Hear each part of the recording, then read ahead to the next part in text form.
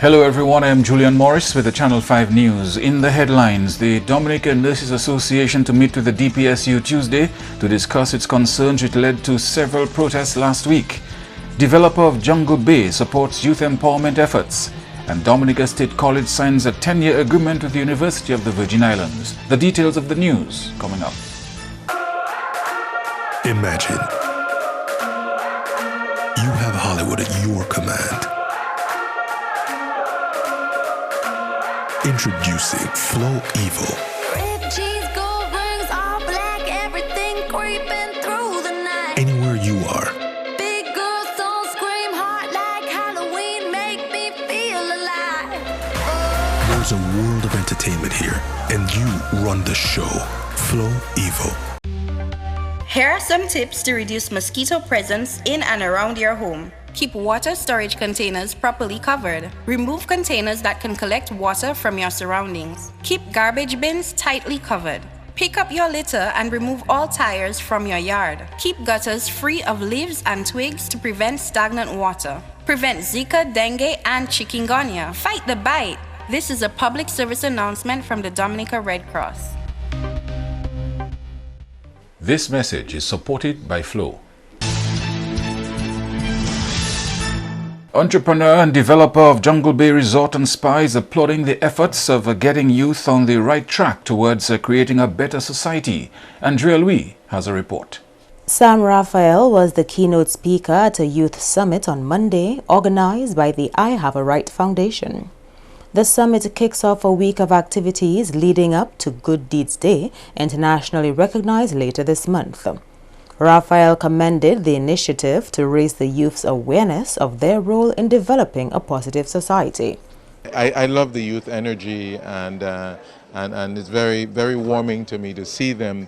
They're genuinely interested in these things, you know, and it's not going to be adults talking to them, they're going to be talking to each other and coming up with solutions for the next generation. And indeed, the future belongs to the young people. So we, as the older heads, need to do whatever we can to encourage young people to come together in events like this and to share ideas and to begin to take off. Yeah. 150 students from secondary schools around the country attended the one-day seminar. Raphael called on the numerous stakeholders to lend support to the development of the country's youth. I'm certainly listening. They took my number and I said, look, you know, there are folks here from Barbados, from St. Lucia. The Barbados folks, I think, are interested in me coming out there and working with their young people too. And hey, this is something that I think could really take off. And I just hope that we, the older people, the media, the government, everybody, give them the support that they need so that they can truly involve. We complain about the young people a lot, you know, the youth of today, the youth this and that, but really they're just a reflection and maybe some of us and the times. So it's really good to see them say, well, we don't want to be in this back and forth, we want to do something positive, and I think that this is really, really encouraging. Chief Education Officer Melina Fontaine says the summit helped inspire meaningful discussion and action among the youth. As you listen to the news today, you hear so much of the negatives of murders, of stabbing, of gunshots, and you wonder if that's all youth is about. And the question is, do we say something? I think we should. Do we remain silent? I don't think so. And the question for the youth, that's what I put to them this morning, can they be silent? No. I think they have to do something about it. But for them to do something about it, they must look at self as well. Okay, and I challenge them not only to look at self, but also to look at parent and parental responsibility. Because I think too many parents are abdicating their responsibilities, and I don't know who they are leaving it for, but parents are the first socializing agents of their children. The school comes after, and so they have to start it. The Youth Summit was held under the theme, Developing the Leadership, Entrepreneurial Mindset and Social Empowerment of 21st Century Youth. Andrea Louis, Channel 5 News.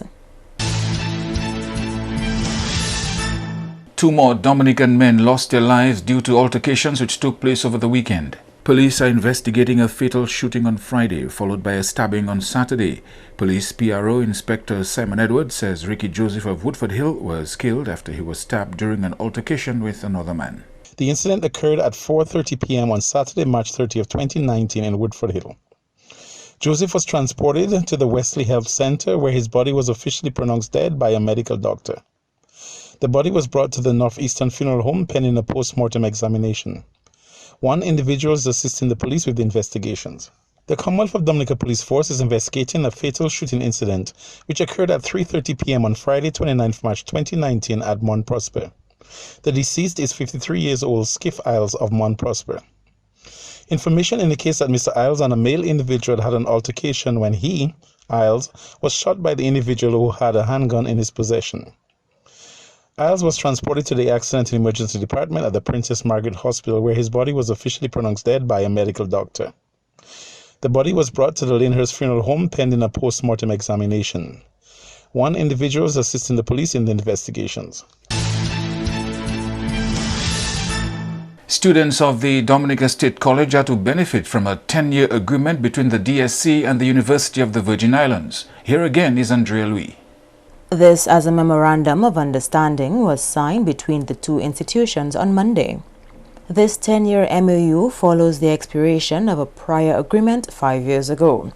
Vice President of the University of the Virgin Islands, UVI, Dr. Haldane Davies, says under this new agreement, students will benefit from a more substantial financial contribution from the university.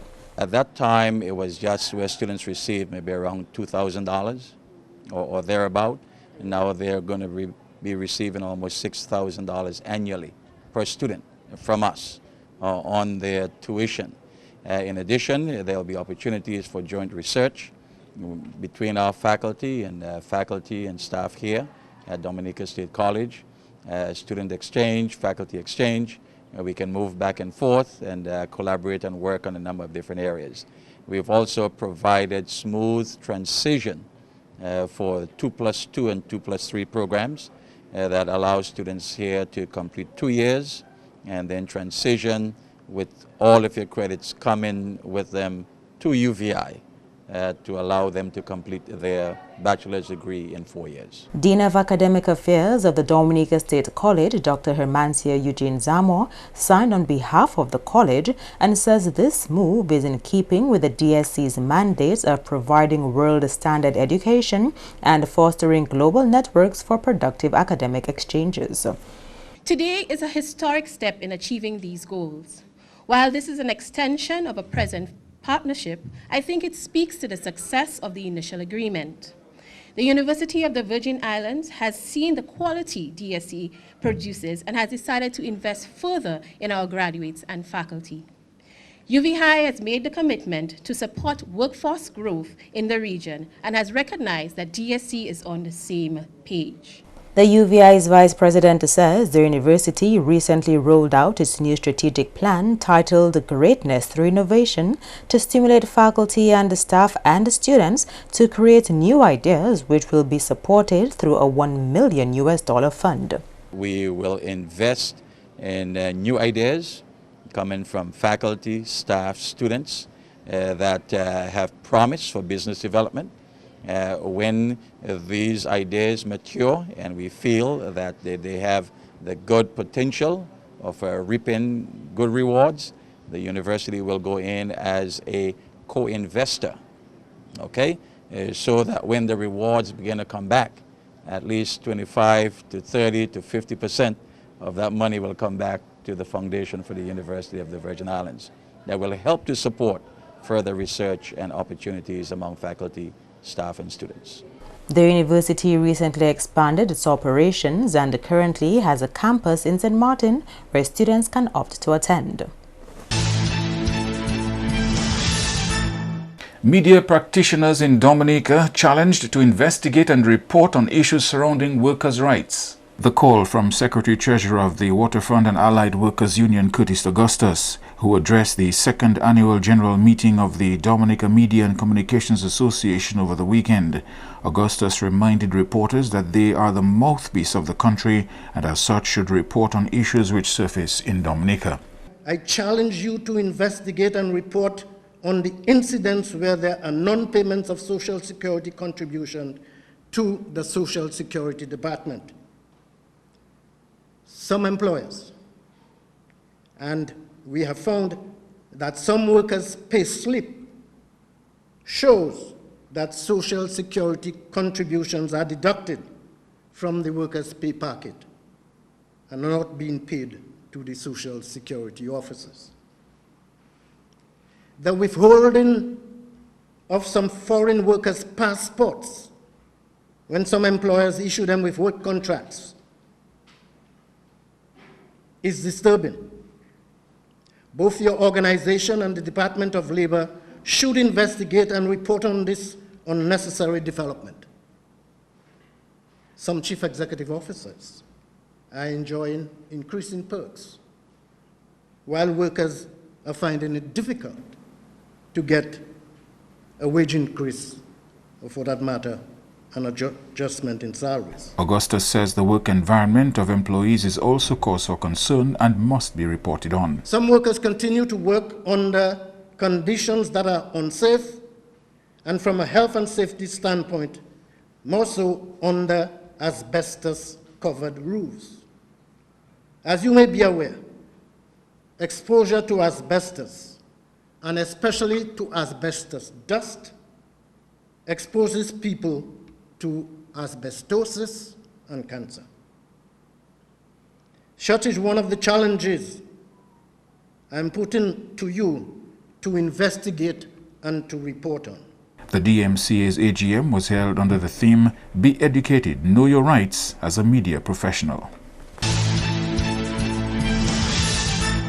The Dominican Nurses Association expected to meet with its bargaining unit, the Public Service Union, on Tuesday. This meeting follows several protests by the nurses last week. In an open letter to Health Minister Kenneth Darrow, the DNA says its members are operating in what it describes as less than positive practice environment. Nurses are demanding salary upgrades as recommended by the Caribbean Center for Development Administration since 2013. They also complain of unreliable and inadequate security at the hospital. The DNA open letter also complains of victimization of nurses who are declined a permanent appointment in positions they have acted for prolonged periods. Few nurses have been turning out for these protests, and the DNA has been asked why not shut down the hospital altogether. Felix does not agree. They're out there on their day off, or some of them have worked night, and some people are expecting more, and they want us to shut down the hospital. I want to put a disclaimer out there. Dominican Nurses Association is not advocating for any shutting down of hospital, and the nurses who are coming out on their day off. On Monday we called for a meeting. Nurses are allowed to attend the Professional Nurses Association meeting. And so after our meeting, it was a meeting on the roadside, but that's okay. We wanted to make a point, and they went back to it. The majority, all the nurses are coming out on the day off. We are hoping that nobody victimizes them for that, because people in the health, in the Ministry of Health have a bad habit for that. We want this victimization to stop, and that's why too many have not come out. They're afraid of the victimization. But guess what? They don't come out and they're still being victimized. Felix says she is concerned that members of the DNA's executive are also being victimized. There are 2 members now who have acted in nursing positions for beyond 2 years, and they are performing well, and these nurses are being victimized. This must stop, and I want an intervention in that, among other things. So these protests will continue until your meeting on Tuesday, until when? No, we'll go to meet with the PSU on Tuesday. Well, except if the nurses tell me, let's go out on Monday.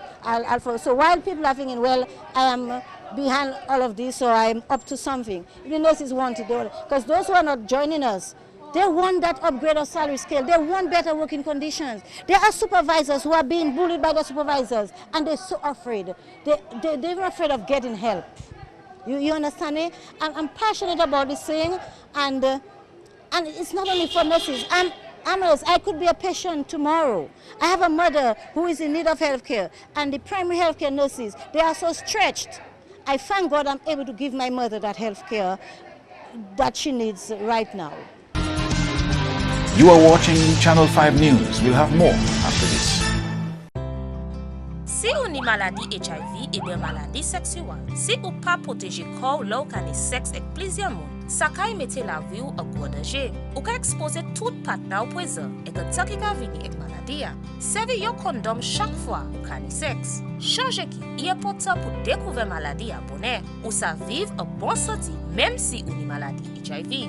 Pren responsabilité, protéger corps et puis les autres. Examiner corps, aider de bout si même maladie HIV et l'autre maladie sexuelle.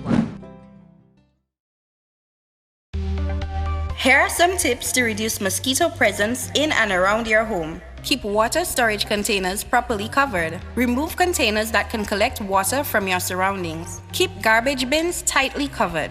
Pick up your litter and remove all tires from your yard. Keep gutters free of leaves and twigs to prevent stagnant water. Prevent Zika, dengue, and chikungunya. Fight the bite. This is a public service announcement from the Dominica Red Cross.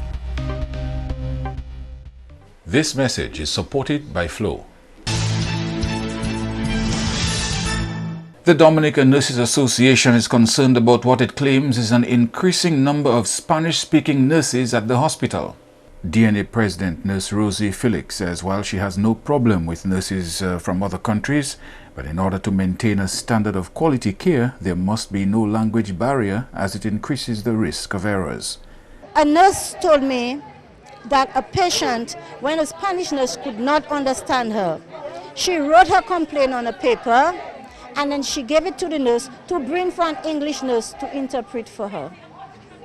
I'm speaking to some of the Spanish nurses themselves and they tell me they're not so eloquent in English. They have to go to another nurse. They are not followed. They keep telling nurses, yes, we understand, and they're doing the wrong thing. That will impact negatively on our health care.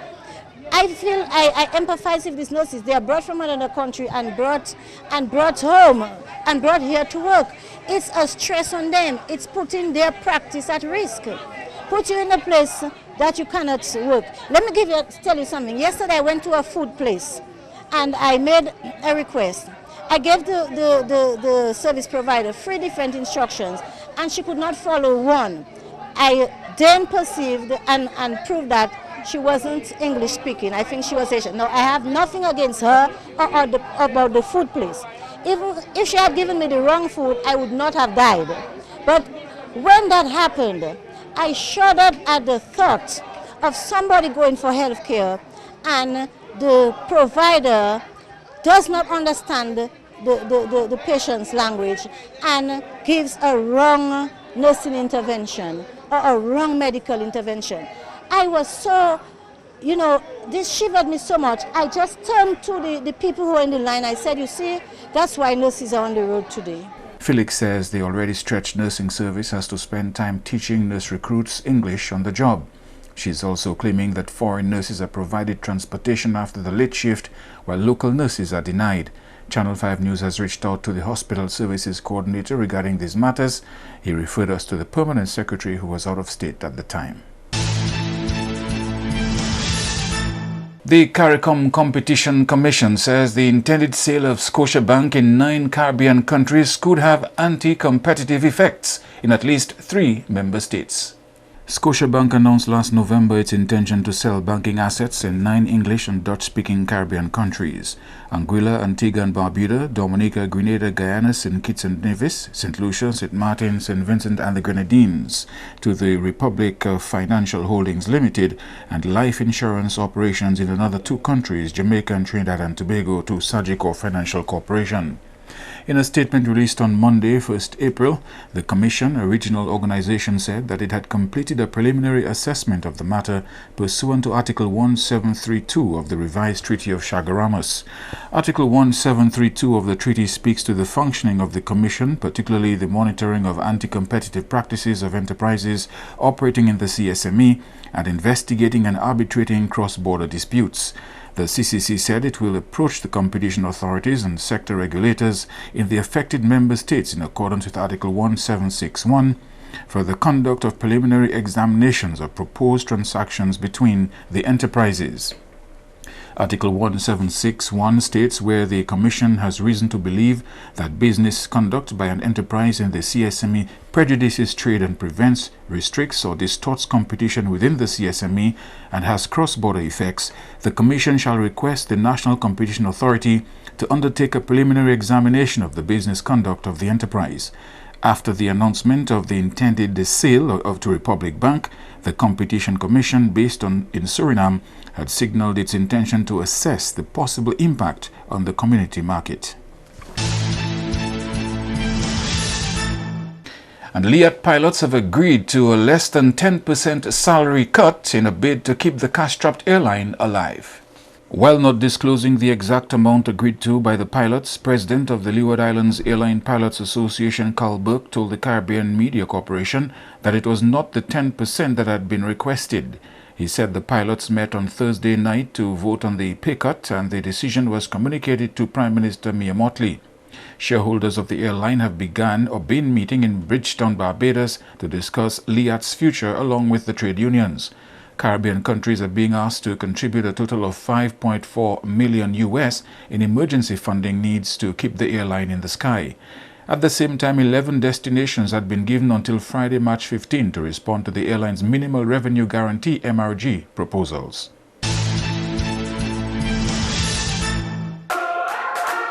Imagine you have Hollywood at your command.